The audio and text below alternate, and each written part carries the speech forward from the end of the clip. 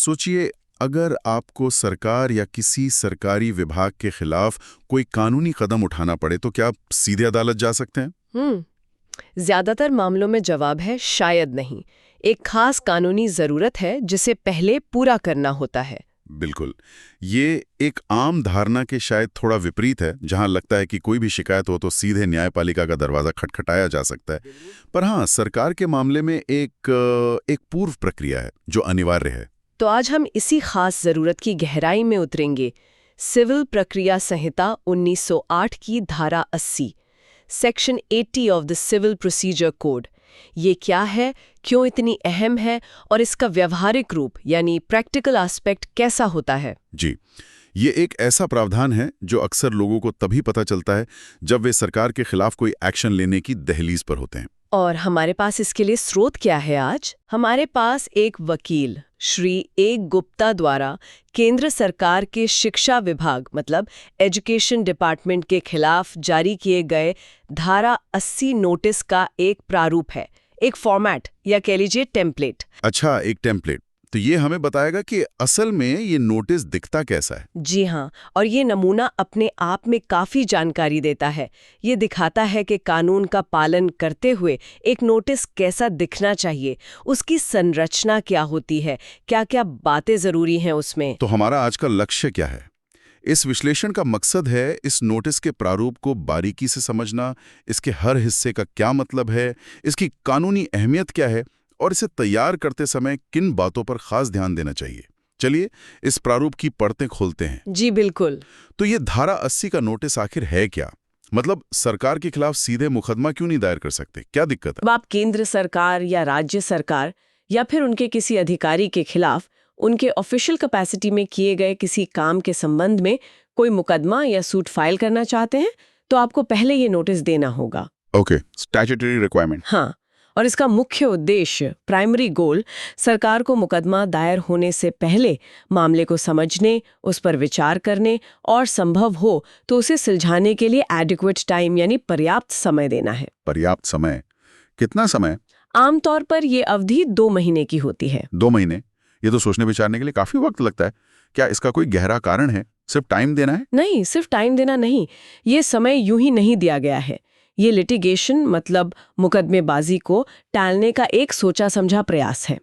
देखिए, सरकार एक बड़ी और जटिल इकाई है ना? हाँ बिल्कुल। तो उसके पास किसी भी मामले की जांच पड़ताल करने और निर्णय लेने की अपनी प्रक्रियाएं होती हैं। ये नोटिस उन्हें वो अवसर देता है। साथ ही ये नेचुरल जस्टिस यानी नैसर्गिक न्याय के सिद्धांत को भी दर्शाता है। नेचुरल जस्टिस मतलब कि किसी भी पक्ष के खिलाफ कार्रवाई करने से पहले उसे अपना पक्ष रखने या भूल सुधारने का मौका मिलना चाहिए। इसे आप एक तरह की प्री इंटिमेशन कह सकते हैं, एक पूर्व सूचना जो अनिवार्य है। ये केवल एक औपचारिकता नहीं बल्कि संवाद और समाधान का एक कानूनी दरवाजा खोलने जैसा है। दिलचस्प। मतलब ये कदम राज्य और नागरिक के बीच एक संतुलन, एक बैलेंस बनाने की कोशिश भी है। ठीक है, चलिए अब इस प्रारूप को देखते हैं। ये काफी फॉर्मल लग रहा है। शुरुआत में ही वकील का पूरा विवरण दिया गया है। बिल्कुल, आप देखेंगे कि नोटिस की शुरुआत में वकील का नाम, जैसे यहाँ श्री ए गुप्ता, उनका चेंबर नंबर, दिल्ली हाईकोर्ट का जिक्र, पूरा पता, नई दिल्ली और संपर्क नंबर दिया गया है। हाँ, दिया है। ये इसलिए महत्वपूर्ण है क्योंकि ये दर्शाता है कि नोटिस एक ऑथराइज्ड लीगल प्रोफेशनल भेज रहा है, कोई आम आदमी नहीं। ये मामले की गंभीरता को रेखांकित करता है। ये महज एक शिकायती पत्र नहीं बल्कि एक कानूनी कार्रवाई की पहली सीढ़ी है। और ये ऊपर लिखा है REGD AD UPC, इसका क्या मतलब है? अच्छा सवाल है। इसका मतलब है कि नोटिस को registered post with acknowledgement due यानी रजिस्टर्ड डाक पावती सहित या अंडर पोस्टल सर्टिफिकेट डाक प्रमाण पत्र के तहत भेजा गया है। ओके, पर क्यों ईमेल क्यों नहीं? देखिए, ईमेल भी आजकल चलता है, पर यह तरीका इसलिए जरूरी है ताकि प्रूफ ऑफ डिलीवरी रहे, यानी इस बात का पक्का सबूत हो कि नोटिस संबंधित प्राधिकारी को मिल गया है। अच्छा, एक पक्का सबूत। हाँ, ताकि प्राप्तकर्ता बाद में ये दावा न कर सके कि नोटिस मिला ही नहीं। कानूनी प्रक्रिया में ये एक बहुत महत्वपूर्ण कदम है। प्रूफ ऑफ सर्विस इसे कहते हैं। समझ गया। और हाँ, डेट यानी नोटिस भेजने की तारीख, इसका क्या महत्व है? डेट तो बहुत ही महत्वपूर्ण है, क्योंकि वो जो 2 महीने की प्रतीक्षा अवधि है वो इसी तारीख से गिनी जाती है। अच्छा, तो डेट गलत तो पूरा कैलकुलेशन गलत? बिल्कुल। समझ गया। तामील का प्रमाण और 2 महीने की गिनती के लिए शुरुआती तारीख। अच्छा, और ये नोटिस किसे भेजा जा रहा है? ये भी काफी विशिष्ट, मतलब स्पेसिफिक लग रहा है। हाँ, ये बेहद जरूरी है कि नोटिस सही प्राधिकारी को, मतलब करेक्ट अथॉरिटी को भेजा जाए। इस प्रारूप में ये the secretary, government of India, education department, central secretariat, new Delhi को संबोधित है। सेक्रेटरी को? हाँ, अगर नोटिस गलत प्राधिकारी या गलत पदनाम वाले व्यक्ति को भेज दिया गया, मान लीजिए किसी जूनियर अफसर को भेज दिया, तो नोटिस इनवैलिड यानी अमान्य माना जा सकता है। इनवैलिड? उससे क्या होगा? उसका नतीजा ये हो सकता है कि आपकी पूरी कानूनी कार्रवाई, आपका पूरा दावा शुरू होने से पहले ही खारिज हो जाए। इसमें जरा भी चूक बहुत भारी पड़ सकती है, इसलिए पता और पदनाम बिल्कुल सटीक होना चाहिए। बाप रे, मतलब छोटी सी गलती से पूरा केस खराब। ठीक है, अब सब्जेक्ट लाइन पर आते हैं। Notice under section 80 of the code of civil procedure 1908। एकदम सीधा और स्पष्ट। हाँ, इसमें कोई लाग लपेट नहीं, ये तुरंत स्पष्ट कर देता है कि नोटिस किस लीगल प्रोविजन के तहत है और इसका मकसद क्या है। ये कोर्ट और प्राप्तकर्ता यानी रिस्पोंडेंट दोनों के लिए क्लैरिटी लाता है। कोई भ्रम की गुंजाइश नहीं रहनी चाहिए। सही है। अब आते हैं नोटिस के मुख्य भाग पर।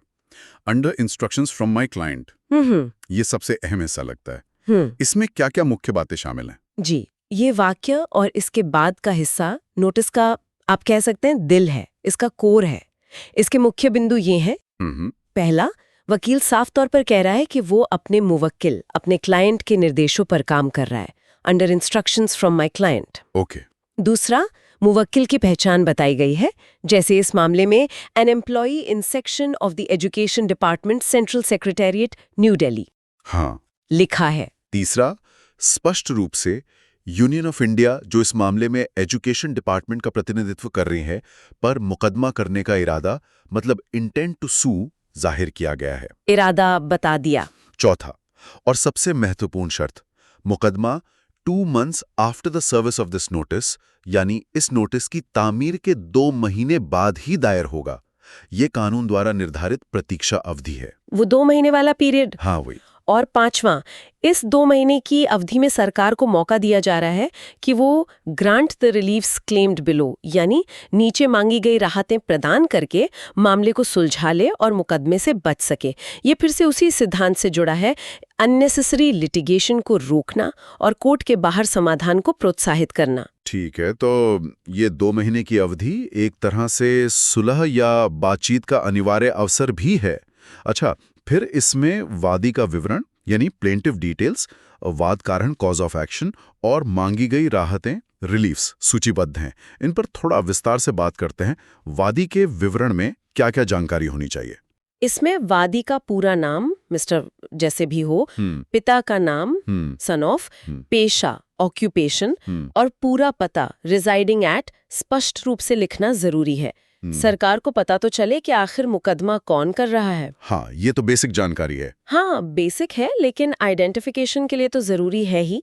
कभी-कभी जुरिस्डिक्शन यानी अधिकार क्षेत्र तय करने के लिए भी महत्वपूर्ण हो सकता है कि मामला किस अदालत में जाएगा। अच्छा, जुरिस्डिक्शन के लिए भी। ठीक है, अब आते हैं कॉज ऑफ एक्शन पर। यह तो बहुत महत्वपूर्ण लगता है। उदाहरण में अवैध बर्खास्तगी, इलीगल डिसमिसल और चोरी के झूठे आरोपों, फॉल्स थेफ्ट चार्जेस का जिक्र है। इसे कितना विस्तृत होना चाहिए? क्या सिर्फ ये कहना काफी है कि मेरे साथ अन्याय हुआ? नहीं, बिल्कुल नहीं। कॉज ऑफ एक्शन मुकदमे का फैक्चुअल बेसिस है, तथ्यात्मक आधार। इसे बिल्कुल स्पष्ट और पर्याप्त विवरण के साथ बताना चाहिए ताकि सरकार समझ सके कि असल मामला क्या है और क्यों वादी अदालत जाने को मजबूर हुआ है। जरा प्रारूप के उदाहरण को देखें। हाँ, देखते हैं। बिंदु ए कहता है, कर्मचारी था, वॉज एन एम्प्लॉई, अवैध रूप से बर्खास्त किया गया, इलीगली डिसमिस्ड फ्रॉम सर्विस, और प्रभावी तारीख बताई गई है, विद इफेक्ट फ्रॉम। ये इलीगल डिसमिसल के दावे को स्थापित करता है। हो सकता है ये मौलिक अधिकारों, फंडामेंटल राइट्स या सेवा अनुबंध, कॉन्ट्रैक्ट के उल्लंघन से जुड़ा हो। बिंदु और भी स्पेसिफिक है। उस पर दफ्तर में चोरी का झूठा आरोप लगा, falsely implicated for an alleged theft, जिसकी तारीख बताई है, उसे चार्जशीट किया गया एंड वाज चार्जशीटेड और फिर बर्खास्त कर दिया गया and ultimately dismissed from service, जिसकी प्रभावी तारीख भी दी गई है। ये सरकार को मामले की पूरी पृष्ठभूमि, पूरा बैकग्राउंड समझने में मदद करता है और ये नेचुरल जस्टिस के सिद्धांतों के संभावित उल्लंघन की ओर भी इशारा कर सकता है, जैसे कि क्या उसे अपना पक्ष रखने का उचित मौका मिला। अच्छा, मतलब पूरी कहानी बतानी पड़ेगी संक्षेप में। हाँ, संक्षेप में, लेकिन सारे जरूरी तथ्य। और बिंदु सी बहुत महत्वपूर्ण है। ये स्पष्ट रूप से बताता है कि वाद कारण कब उत्पन्न हुआ, अरोज इस मामले में बर्खास्तगी की तारीख पर। The cause of action for the suit arose on the date of dismissal. ये जानकारी लिमिटेशन पीरियड यानी परिसीमा अवधि की गणना के लिए महत्वपूर्ण है। लिमिटेशन पीरियड वो क्या होता है? वो समय सीमा जिसके अंदर मुकदमा दायर करना होता है। अगर उस अवधि के बाद किया तो केस चलने योग्य नहीं रहता। तो कॉज ऑफ एक्शन कब शुरू हुआ ये बताना जरूरी है। संक्षेप में, वाद कारण स्पष्ट, तथ्यात्मक और कालानुक्रमिक, मतलब क्रोनोलॉजिकल होना चाहिए। ये तो वाकई काफी विस्तार से बताने की जरूरत है। सरकार को ठीक ठीक पता चलना चाहिए कि शिकायत क्या है, क्यों है और कब से है। सिर्फ भावनाओं या आरोपों से काम नहीं चलेगा, तथ्य देने होंगे। ठीक है, और अंत में रिलीफ्स सॉट यानी मांगी गई राहतें।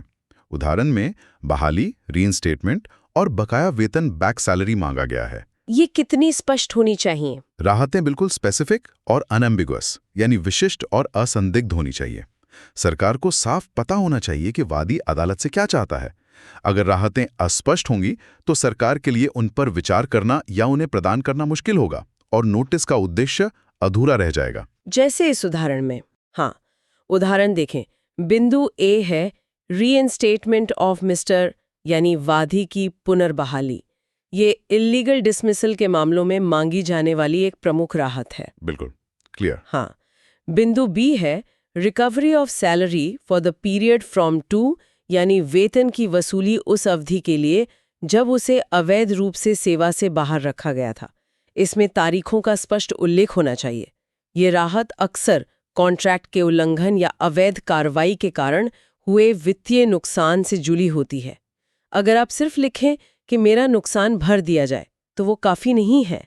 आपको बताना होगा क्या चाहिए, बहाली, पैसा, कितना पैसा, कब से कब तक का। समझ गया। राहतों में पूरी स्पष्टता चाहिए ताकि सरकार जान सके कि मामला सुलझाने के लिए उसे एग्जैक्टली क्या करना होगा। नोटिस का अंत योर्स फेथफुली और वकील के हस्ताक्षर से होता है और नीचे एक टिप्पणी है कि copy kept in my office for future reference in use. ये सामान्य प्रक्रिया है, एक स्टैंडर्ड क्लोजिंग। हाँ, ये मानक समापन स्टैंडर्ड क्लोजिंग है। वकील द्वारा अपने कार्यालय में नोटिस की प्रतिलिपि रखना, भविष्य के संदर्भ फ्यूचर रेफरेंस अदालत की कार्रवाई में प्रस्तुत करने और अपने रिकॉर्ड के लिए महत्वपूर्ण है। ये कानूनी दस्तावेजीकरण का एक अनिवार्य हिस्सा है। और ये प्रारूप एक मजबूत ढांचा, एक फ्रेमवर्क देता है कि धारा 80 का नोटिस कैसा होना चाहिए। हाँ। लेकिन आपने शुरू में जिक्र किया था कि हमारे स्रोत में सिर्फ ये प्रारूप है। अब सुनने वालों में से कुछ को शायद उम्मीद हो कि हम विशिष्ट केस कानूनों, न्यायाधीशों के उद्धरणों या विस्तृत कानूनी सिद्धांतों, डॉक्ट्रिन्स वगैरह पर भी बात करेंगे, जैसा कि कुछ फीडबैक में भी था। हाँ, मैं उस जिज्ञासा को समझती हूँ और वो फीडबैक भी ध्यान में है। लेकिन यहाँ ये स्पष्ट करना महत्वपूर्ण है कि हमारे पास जो स्रोत सामग्री, जो सोर्स मटेरियल है, वो सिर्फ एक प्रारूप टेम्पलेट है। ये नमूना दिखाता है कि नोटिस कैसे तैयार करना है, उसमें क्या क्या शामिल होना चाहिए। तो इसमें वो सब नहीं है? नहीं, इसमें किसी विशिष्ट न्यायिक घोषणाओं, न्यायाधीशों के उद्धरण, विस्तृत कानूनी सिद्धांतों, सिवाय धारा 80 के अंतर्निहित उद्देश्य या नैसर्गिक न्याय जैसे निहित सिद्धांतों के या विशिष्ट केस कानूनों का उल्लेख नहीं है।